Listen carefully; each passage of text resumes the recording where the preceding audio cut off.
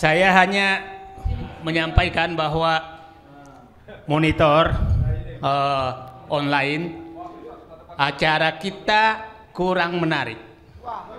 Ya.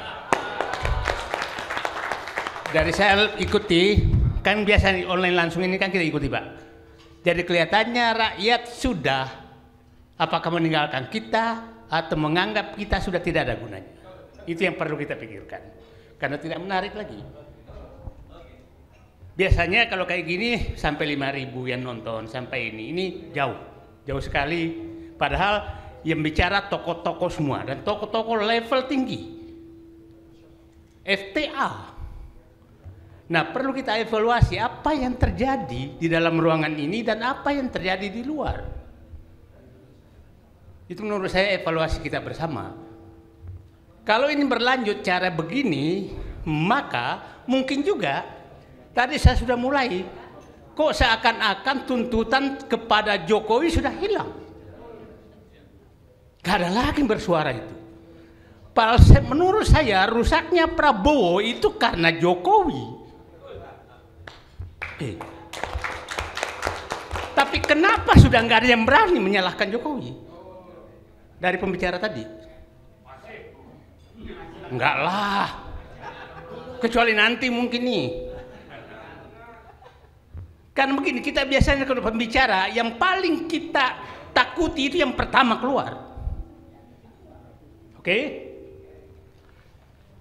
Saya bilang 3 kelompok oposisi di Indonesia itu 1 Habib Rizik, 2 kami, tambah kali FTA, terus tambah siapa lagi? Ada ya. Itu petisi 100 dan itu semua pendukung Prabowo. Ya. Dan semua anti Jokowi. Mereka beroposisi seakan-akan beroposisi dan tidak ada di antara 3 kelompok ini beroposisi ke Prabowo. Tidak ada. Dia hanya beroposisi pada saat Prabowo menyatu dengan Jokowi. Iya kan, Pak? Nah, kenapa kita sekarang berupaya menyatukan Prabowo dengan Fufu-Fafa? Kenapa kita sekarang berupaya menghilangkan kesalahan Jokowi demi Prabowo? Saya punya hipotesa, negara tidak akan pernah selamat selama Prabowo tidak lepas dari Jokowi. Itu hipotesa pribadi saya, Pak. Kalau Bapak sudah tidak mau bergerak itu, maka jangan harap Prabowo bisa menyelesaikan negeri ini. Itu, mohon maaf kalau suara saya tinggi karena saya melihat kok menghilang itu. Nah, jadi agenda kita, mungkin cuma saya dulu kali ya, adalah bagaimana menyingkirkan virus-virus Jokowi di diri Prabowo. Itu agenda kita. Ya. Selama Bapak mau maklumi itu, lupakan semua perjuangan ini. Negeri ini akan rusak. Itu, Pak. Jadi menurut saya fokuskan dululah 100 ini ke depan, 100 hari ke depan, atau 1 hari ke depan, bersihkan detoksifikasi Prabowo. Ya Dokter Tiba ya. Detoksifikasi Prabowo dari Jokowi. Itu menurut saya agenda yang paling. Mohon maaf, mungkin saya kelihatan emosi karena dari pagi saya tunggu itu. Nggak keluar. Nggak ada yang keluar satupun. Kita dibawa mutar-mutar nggak jelas. Gitu kan? Padahal masalah negeri ini adalah adanya Fufu-Fafa, adanya Jokowi yang masih mempengaruhi presiden yang selama ini kita dukung. Kita semua dalam ruangan ini adalah pendukung Prabowo. Ya kan, Pak? Oke, mohon maaf. Oke. Nah, sekarang lupakan semua agenda itu, harapan itu. Judulnya pun saya harapan dan kelanjutan. Kalau saya judulnya atau kelanjutan, udah tidak ada kata lanjutan. Kalau Anda memilih masih ada kelanjutan, hati Anda masih berdua bahwa Anda pendukung kerusakan Jokowi. Itu clear. Ya. Terima kasih. Assalamualaikum warahmatullahi wabarakatuh.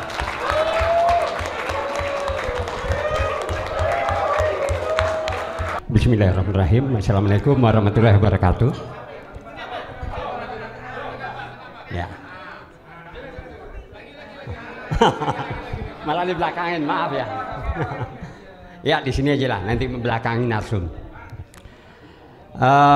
Bicara tentang harus kita bicara tentang saya mendapatkan Bapak Indonesia kebebasan merdeka Pak Said Didu.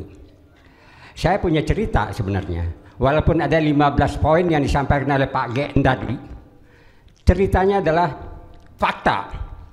Jadi ketika Jokowi dan Puan 4 bulan berkuasa pulang dari Beijing, dia langsung ke Bandung karena ada wisuda IPDN 2014 ya. Dan waktu itu masih Teten jadi KSB,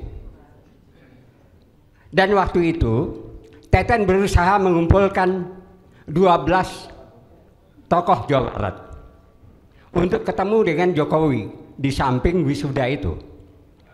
Ketika itu Jokowi sedang berbunga-bunga karena ketemu Xi Jinping dan juga menceritakan begitu bagusnya Cina, sehingga dia meyakinkan kepada tokoh Jawa Barat ke-12 orang itu bahwa dia sudah melakukan perjanjian, dan dia juga minta pengertian akan membawa program-program dari Cina termasuk tenaga kerjanya.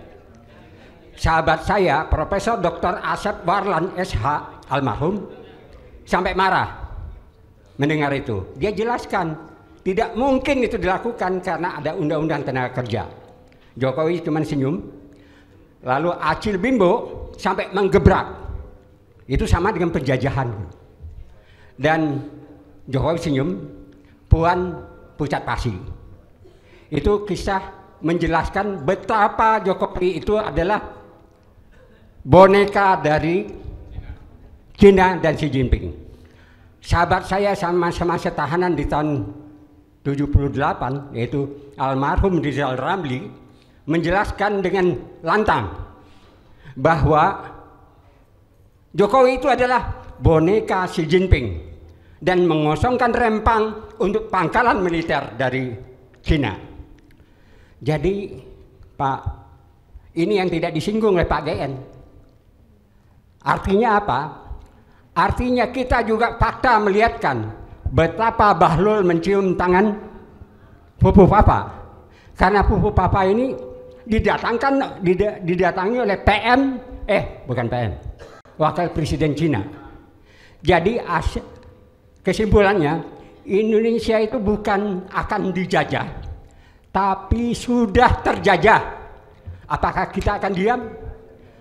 Solusinya adalah tangkap dan adili Jokowi karena dia adalah pengkhianat, dan lengserkan Gibran karena dia juga adalah boneka yang dipakai oleh Cina. Ya. Nah, sekarang siapa itu yang menteri-menteri itu? Mereka adalah operator daripada boneka. Saya kira itu yang harus diyakinkan Pak Said Didu dan Pak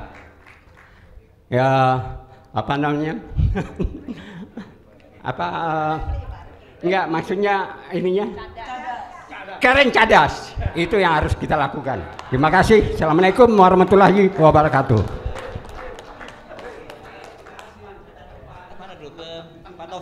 Oh ya, ini minta memperkenalkan, saya ini adalah koordinator FTA Jawa Barat dan juga aktivis tahun 77-78, sama-sama dengan Rizal Ramli dan sama-sama ditahan di masa Orba. Terima kasih. Assalamualaikum warahmatullahi wabarakatuh. Ada 4 usulan yang sampaikan, konkret saja ya. Yang pertama, selama ini aktivitas politik kita, penegakan hukum dan sebagainya itu terhambat karena peran politik dari polisi. Makanya harus ada revitalisasi terhadap tugas polisi. Revitalisasinya bagaimana? Sudah nggak ada lagi eranya sekarang ini Kapolri. Polisi itu cukup di provinsi masing-masing dan di daerah masing-masing. Kalaupun jenderalnya banyak, nanti jenderal bisa dibuatkan lembaga baru namanya Kapolwil. Jadi nggak perlu ada. Indonesia ini menjadi negara polisi setiap saat, di mana-mana semua menjadi urusan polisi. Karena itu harus revitalisasi polisi. Pertama, tidak ada lagi Kapolri, kepolisian itu cukup ada di tingkat provinsi. Jadi nggak ada jabatan polisi jenderal, itu tidak dikenal, hanya di Indonesia ada jenderal polisi. Itu yang pertama. Kemudian yang kedua, kait polisi ini kan sudah terlalu banyak. Ada beberapa pekerjaan yang bertubrukan dengan pekerjaan jaksa.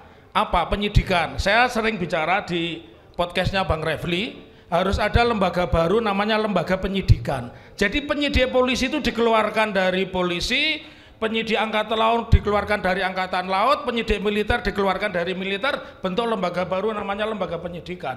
Jadi nanti tidak ada perkara P19, P20, P21, termasuk yang terakhir perkara yang menimpa ketua KPK, ya. Yang perkaranya jadi nggak jelas karena muaranya penyidikan itu masih dikuasai oleh kepolisian. Jadi besok itu ada lembaga baru namanya Departemen Penyidikan. Nah, penyidikan ini supaya punya kekuatan, PPATK itu diintegrasikan sebagai penyidik. Sampai hari ini PPATK itu seperti pengantar pizza. Minta data tetapi dia tidak punya kewenangan penyidikan, menangkap menahan dia tidak punya. Lalu menanggapi pembicara tadi kaitannya dengan target terhadap Jokowi, kita perlu melakukan pendidikan politik lewat jalur hukum. Apa? Ada peraturan Mahkamah Agung nomor 1 tahun 2004 yang sudah direvisi, nomor 1 tahun 2011. Apa itu? Anda bisa menggugat peraturan-peraturan di bawah undang-undang itu tidak harus ke Mahkamah Agung. Ya, kami di Solo sudah mempelopori peraturan pemerintah 23 2024 tentang penjualan pasir. Saya gugat lewat pengadilan Surakarta, awalnya ditolak karena memang SDM mereka tidak mampu, tidak mengerti bahwa sebenarnya ada perkara-perkara itu yang bisa diajukan. Kalau ini kita manage secara bagus, ya pendaftaran pun kita kerahkan massa, kemudian semua yang punya channel besar ini mengcover, tentu ini akan menjadi sebuah bola salju. Yang keempat terakhir, yang sering membatasi aktivitas, bahkan memenjarakan seperti Mas Rai Suryo, ya, undang-undang ITE itu sepanjang penghinaan harus dikembalikan kepada KUHP. Jadi nggak ada ceritanya kita sudah membatalkan penghinaan pasal kepada presiden, tetapi masih ada penghinaan yang diatur di dalam undang-undang ITE. ITE itu hanya mengurusi orang scammer, orang mencuri data, orang memalsu gelar insinyur jadi dokter Andes misalnya, begitu. Itu yang diurusi, bukan mengurusi orang mengkritik. Oh sorry, lupa ini sahabat saya di Mulyadi juga, ya. Ya, saya ingat keduanya karena saya menjadi ahli di dua perkara tersebut. Jadi kalau ingin perubahan yang terakhir tadi, ya, jadi undang-undang ITE itu tidak ada lagi pasal penghinaan. Kenapa? Saya beritahu sejarahnya dulu, ya. Dulu kita dijajah oleh Belanda, maka ada Ratu Wilhelmina. Ada pasal, ya, 134 tentang penghinaan terhadap kepala negara. Tapi Anda lihat di negara Belanda tidak ada pasal penghinaan terhadap kepala pemerintahan, karena kepala negara mereka ratu. Benar, pasal penghinaan terhadap ratu itu ada. Di Indonesia ini presiden kepala negara dan sekaligus kepala pemerintahan. Kalau masih ada pasal penghinaan terhadap kepala negara, jelas itu tidak paham, itu ahistoris, ya. Jadi yang mendesak besok pasal terhadap penghinaan jangankan kepada presiden, terhadap bupati, terhadap wali kota tidak perlu ada, apalagi terhadap Kapolsek, begitu kira-kira. Terima kasih, mudah-mudahan yang sedikit mencerahkan. Assalamualaikum warahmatullahi wabarakatuh. Terima kasih Pak Aher. Saya mencoba membaca ini, Kabinet Merah Putih harapan atau kelanjutan? Harapan. Kepinginnya lebih baik kan begitu. Tapi kalau saya lihat gelas gitu Pak Heri, gelas ini isinya bau gitu ya, dituang separuh, baunya kan masih ada, tuang lagi air putih, bau juga itu isinya. Selesaikan dulu. Banyak bom waktu yang terjadi selama 10 tahun pemerintahan Jokowi, selesaikan. Banyak hutang Jokowi yang belum tuntas. Kita tidak pernah sadar bahwa mulai 98 kita sudah pernah kena perang asimetris. Untuk dikuasai republik ini tidak perlu dengan kekuatan militer terlebih dahulu. Militer dipersiapkan. Dulu zaman Pak Gatot Nurmantio berapa pucuk senjata masuk, sampai terakhir di Bandung nggak ada ujungnya. Gitu.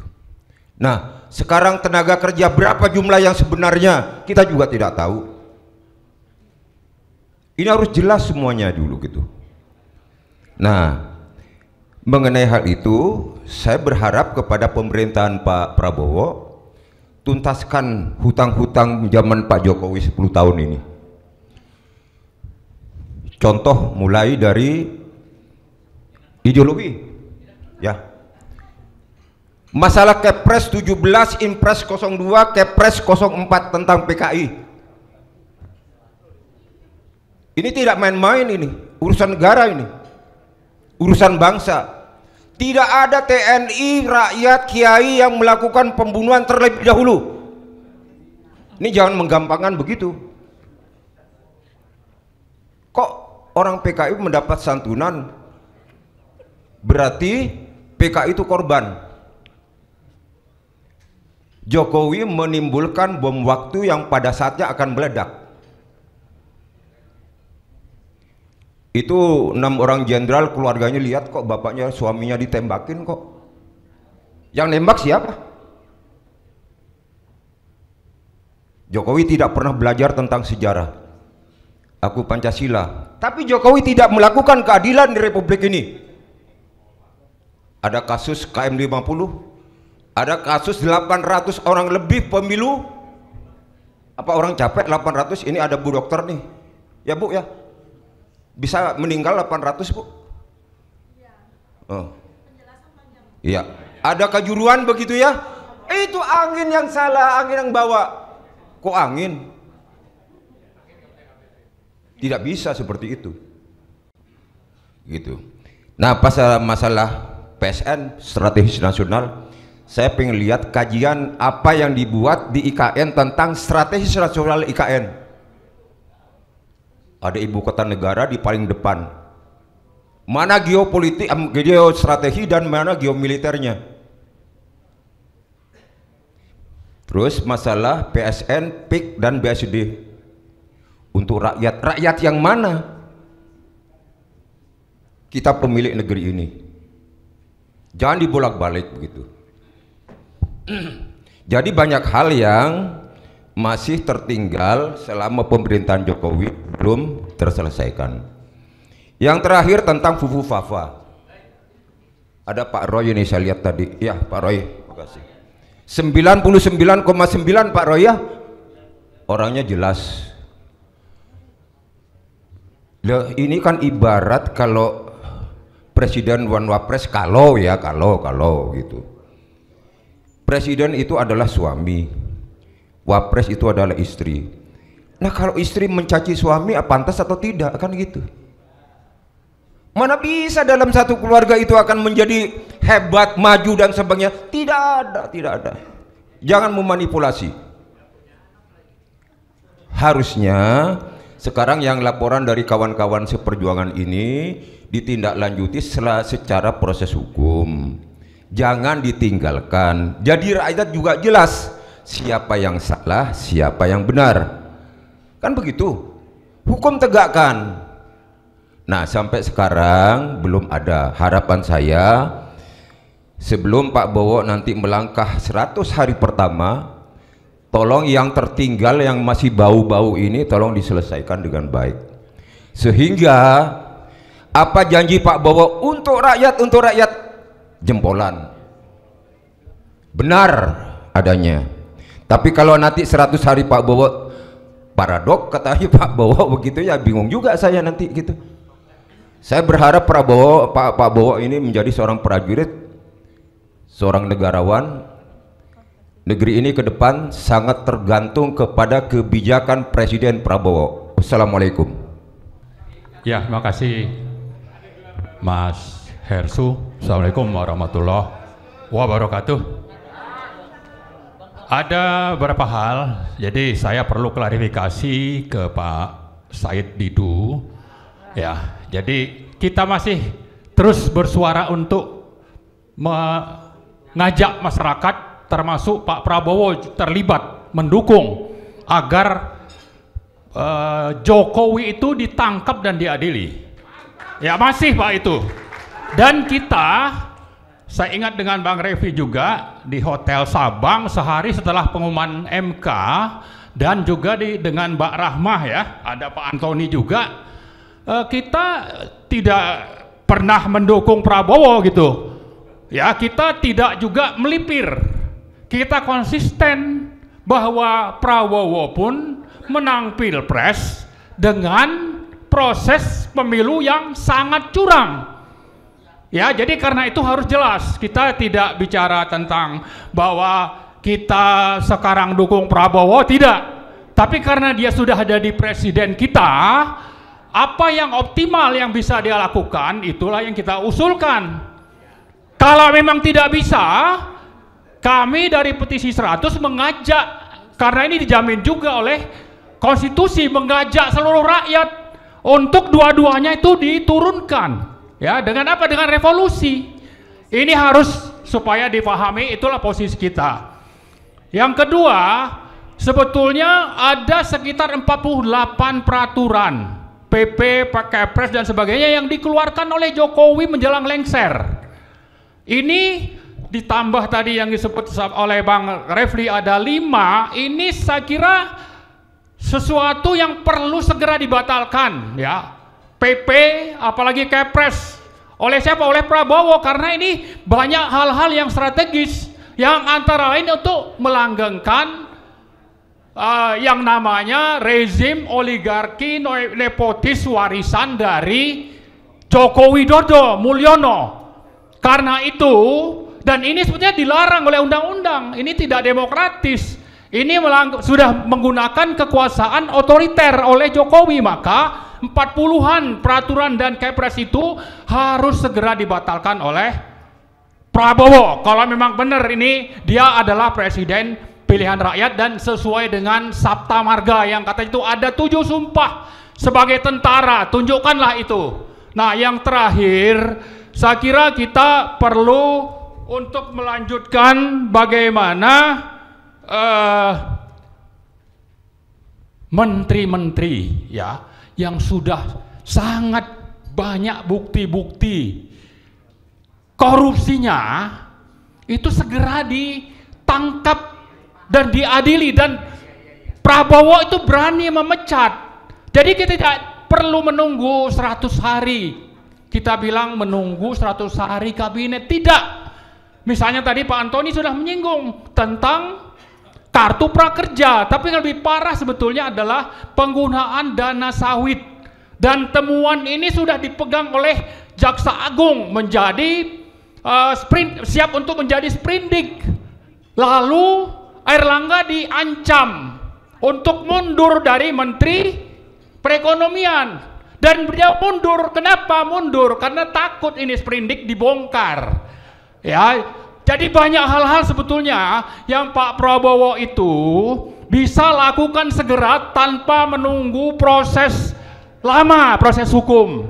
Ya, itu yang kita harapkan Pak Prabowo buktikan. Beliau itu adalah presiden yang memang ingin menjalankan negara Indonesia ini sesuai dengan amanat konstitusi dan harapan rakyat, dan juga demokrasi yang katanya ini menjadi rujukan kita hidup berbangsa dan bernegara.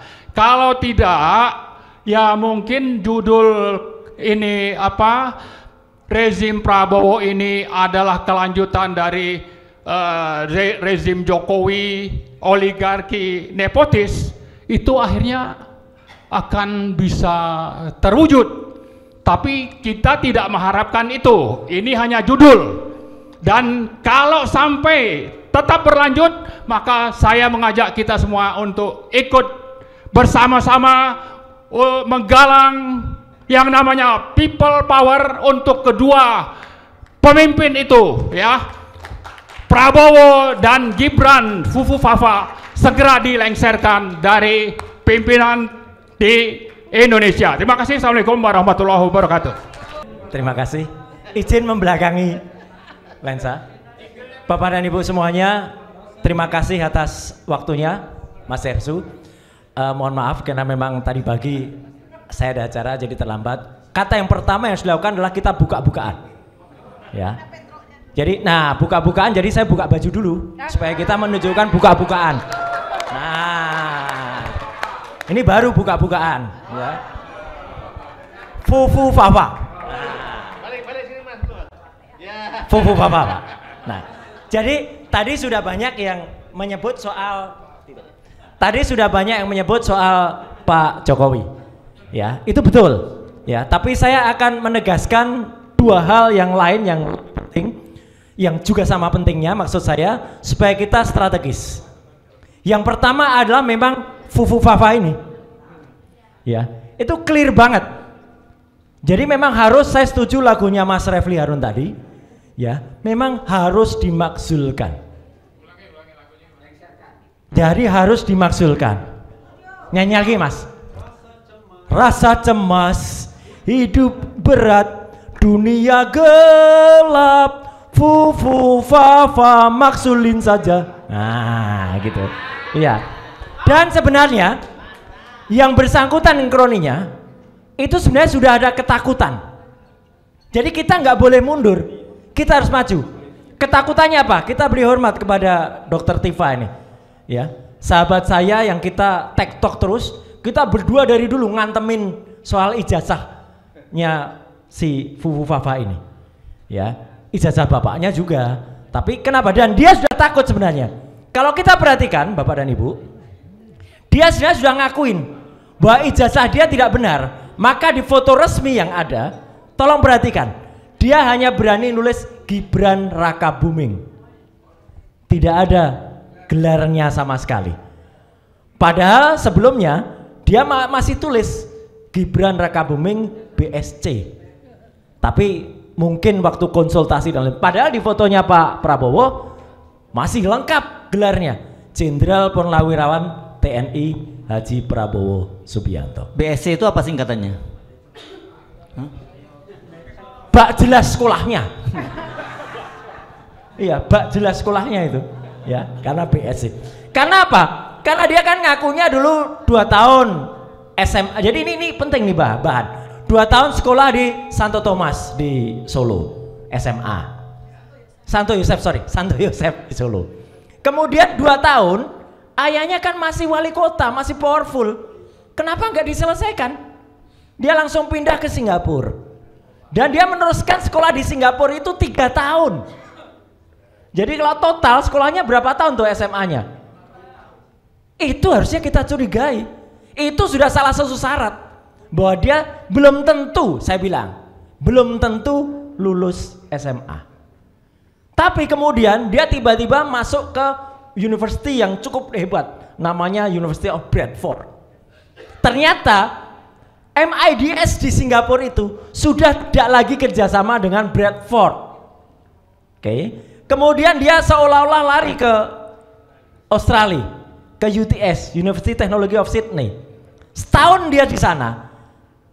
Dan konon itu ada di websitenya Pemkot Surakarta loh, S2 di UTS. Padahal dia setahun di sana itu cuma matrikulasi. Matrikulasi harusnya beberapa bulan, itu setahun. Jadi nggak lulus juga. Jadi ini kalau ada pemakzulan, Bang Refli dan kawan-kawan semua, ini clear soal pendidikan itu sebenarnya clear. Dia menyatakan tidak benar pada sebenarnya. Dan dia sekarang mulai takut itu, ngakuin itu. Kalau dia berani, dia tulis insinyur dan dokter Andes tadi Pak Taufik, ya. Tapi kan dia kan nggak berani. Jadi ini sebenarnya poin bagi kita. Jangan khawatir, maju terus. Sebenarnya sudah ada ini poin. Yang kedua soal Fufu Fafa ini, clear banget ini sebenarnya. Dan terakhir kan teman-teman juga sudah dengar kan, bahkan BSSN, Badan Cyber dan Sandi Negara, itu menurut konfirmasi bocor Alus Tempo, itu sudah meyakinkan bahwa memang itu benar. Saya juga lagi janjian nih sama Pak Hinsa Siburian untuk ketemu. Tapi ya agak mundur-mundur beliau gitu loh. Tapi nggak apa-apa, saya hormati karena saya ingin ketemu dan kita bicarakan hal ini. Dan adiknya pun mengakui. Jadi sebenarnya kita, Pak Said Didu, nggak pernah gentar. Cuman cara kita kalau semuanya langsung kita serang berat, Pak. Satu demi satu dulu diprotolin dulu. Ya, yang diprotolin fufafa dulu. Ini harus. Karena ini adalah benar-benar tadi kata Pak Taufik itu ya, kalau suami istri tadi ya. Nah, ini bahaya. Ini bahaya bagi Prabowo. Ya, itu harus kemudian dimakzulkan terlebih dahulu. Dan kalau semalam saya ketemu dengan Prof MK siapa? Ketua MK? Bukan. MKK. Pak Prof Jimli. Nah, semalam saya ngobrol dengan Prof Jimli. Profesor Fufafa. Dalam sebuah resepsi. Beliau ngakuin, "Mas, saya awalnya nggak percaya, tapi setelah Anda bilang saya percaya." Itu kata-kata Prof Jimli. Ya, sekarang baru ngakuin betul Prof Jimli. Tapi saya bilang gara-gara Bapak ini dia jadi wakil presiden terpilih. Senyum beliau, ya gitu. Tapi artinya saya hormati pengakuan Prof Jimli, ya. Tapi artinya apa? Artinya ini memang ada poin. Dan poinnya bukan dia yang 10 tahun yang lalu itu yang kemudian dipermasalahkan, enggak. Tapi kelakuan dia dan oknumnya dia yang mengubah data, menghapus data itulah kejahatan yang barusan dilakukan. Setelah dia terpilih menjadi wapres terpilih, dia menghapus 2100 postingan itu kejahatan. Kejahatan yang kedua, dia hapus juga nama dia. Kalau kita bayar GoPay dan lain sebagainya kemarin itu OVO, dia ganti menjadi Slamet, Slumun Slamet, ya. Tapi nggak selamat nantinya ya, gitu. Karena itu kejahatan lagi. Dia memalsukan data. Itu pelanggaran terhadap Undang-Undang Perlindungan Data Pribadi nomor 27 tahun 2022. Clear. Jadi itu bahan-bahan untuk pemakzulan. Yang kedua, selain tadi, jadi kalau hitungan dengan Jokowi itu yang ketiga.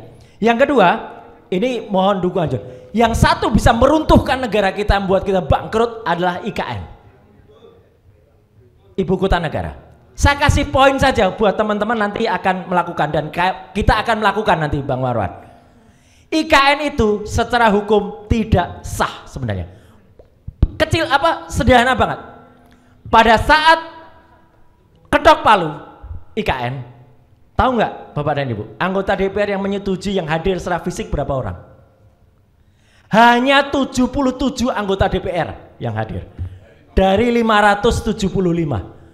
Hanya 13%. Yang lain katanya hadir secara online, Pak.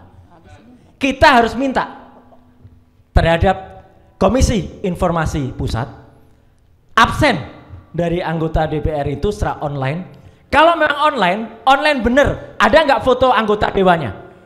Kalau itu hanya online on saja, berarti yang hidupin hanya asprinya atau TA-nya, itu tidak sah. Ya, anggota yang hadir itu harus hadir secara fisik atau dia tampak wajahnya ketika ada. Dan yang saya tahu pada saat tanggal 18 Januari waktu itu pengesahan itu, yang lain on itu hanya on saja, hanya nampak profil picture-nya saja. Kalau hanya nampak profil picture-nya saja, berarti Undang-Undang IKN itu hanya disahkan oleh 13% anggota DPR. Dari situ sebenarnya sudah sah itu untuk kemudian kita gugat. Jadi Bapak dan Ibu, 3 hal poin penting itu saja yang bisa kita lakukan. Yang pertama, setuju untuk terus adili. Kalau ini adik Fufafa, ayahnya Fufafa, ya, bapaknya Fufafa itu dulu. Yang kedua, makzulkan Fufafa. Yang ketiga, udahlah IKN itu nanti jadikan kayak Disneyland saja. Ya, gitu. Jadi kalau mau wisata. Kalau itu diteruskan, saya khawatir Prof Antoni, keuangan kita bangkrut sebangkrut-bangkrutnya. Saya tidak percaya hanya habis 478 triliun. Enggak. Akan lebih 478 triliun itu satu ASN pindah ke sana, belum anaknya, belum istrinya, belum keluarganya. Itu akan bisa 10 kalinya, dan itu Indonesia akan runtuh. Dan kita nggak sayang siapa presiden, tapi kita sayang Republik Indonesia. Selamatkan Indonesia dengan jalankan 3 langkah itu. Sekian, terima kasih. Assalamualaikum warahmatullahi wabarakatuh.